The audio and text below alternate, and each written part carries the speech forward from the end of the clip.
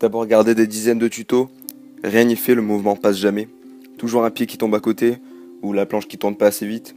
Au final, à quoi bon? C'est peut-être pas fait pour moi. Bon, au bout d'un moment, il faut arrêter de trouver des excuses. Alors tu vas prendre cette planche, sortir dehors et la foutre au sol, et lancer ce putain de kickflip.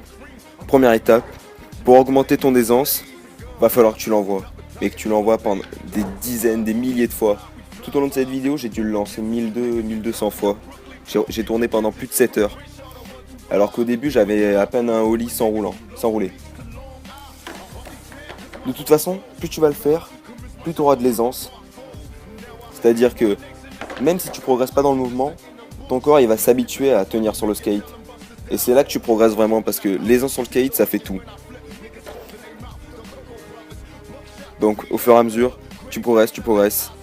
Et puis au bout d'un moment, il y a un pied qui retombe bien sur la planche. Puis le deuxième. Et donc ça continue. Il faut aussi que tu sois heureux à chaque étape que tu passes.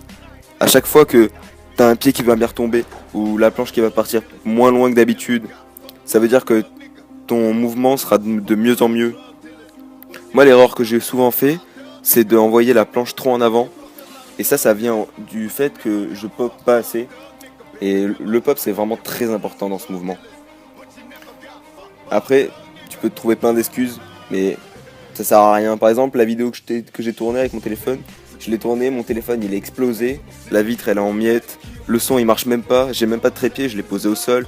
Tu vois, la lumière elle est mauvaise, la caméra elle est moche, ça fait des petits reflets, c'est nul. Mais j'avais envie de te partager ma progression pour te montrer qu'avec de la volonté et de la persévérance, on arrive à tout. Ça peut paraître bateau comme phrase dit comme ça, mais c'est la vérité. Mais il faut savoir se préserver même si c'est dur d'attendre.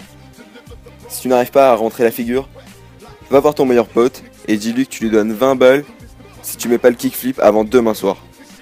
Ça peut paraître con dit comme ça, mais dis-toi que la peur de perdre quelque chose, elle est plus forte que la satisfaction de la réussite. Puis de toute façon, quand les deux pieds sont retombés sur la planche, va falloir passer à l'étape d'après.